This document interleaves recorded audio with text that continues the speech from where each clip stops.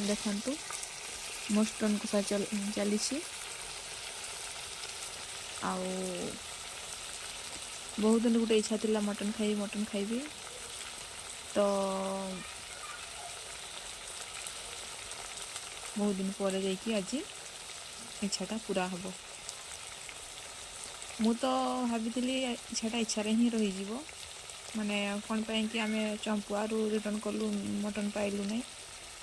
ତ ଏ ଗାଁ ପାଖରେ ଆଜି ବୁଧବାର ଥିଲା, ଆଜି ସେଠି ମାର୍କେଟ, ସେଠି କାଟିଲେ ବେଳକୁ ସେଇଠୁ ନେଇ ଆଣିଛୁ। ତାପରେ କଷା ଚାଲିଛି, କଷା ସରିଲେ ଖାଇକି ହଷ୍ଟେଲ ଯିବି। ଆଉ ଥରେ ହଷ୍ଟେଲ ଗଲେ ଆଉ ଯାହା ବି ଇଚ୍ଛା ହୁଏ କରିକି ଖାଇ ହୁଏନି, ସେଥିପାଇଁ ଖାଇକି ଯିବି କହୁଛି। ଆଉ ଯେଉଁମାନଙ୍କୁ ଖାଇବା ପାଇଁ ଇଚ୍ଛା ଆସନ୍ତୁ, ଖାଇକି ଯିବେ।